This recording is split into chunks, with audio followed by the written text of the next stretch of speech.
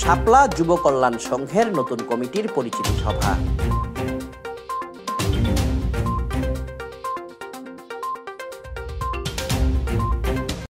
রাঙামাটি শহরের রিজার্ভ বাজার পুরান পাড়ার ঐতিহ্যবাহী শাপলা যুব কল্যাণ সংঘের নবনির্বাচিত কমিটির নেতৃবৃন্দের পরিচিতি সভা অনুষ্ঠিত হয়েছে।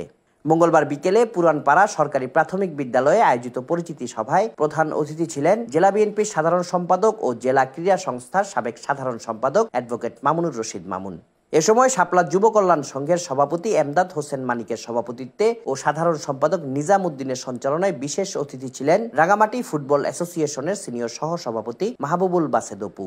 অনুষ্ঠানে শাপলা যুব কল্যাণ সংঘের উপদেষ্টা আব্দুল কাদের ও আনোয়ার আজিম, সহ সভাপতি আব্দুল আলম সোহাগ, যুগ্ম সম্পাদক ফজলুর রহমান, মোহাম্মদ ফারুক ও মোহাম্মদ জমির উদ্দিন, সাংগঠনিক সম্পাদক জুবায়েদ পারভেজ, কোষাধ্যক্ষ মোহাম্মদ খোকন, ক্রীড়া সম্পাদক মোহাম্মদ শফিক সহ কমিটির নেতৃবৃন্দ উপস্থিত ছিলেন।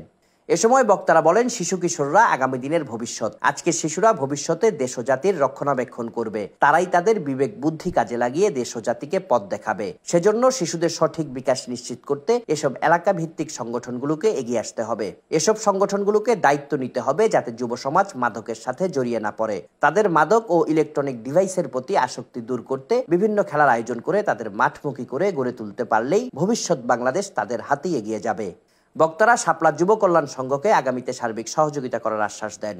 এর আগে সভার শুরুতে অতিথিরা নবনির্বাচিত কমিটির সদস্যদের পরিচিত করে দেওয়ার পাশাপাশি ফুলেল শুভেচ্ছা জানান। Desk report, CST TV।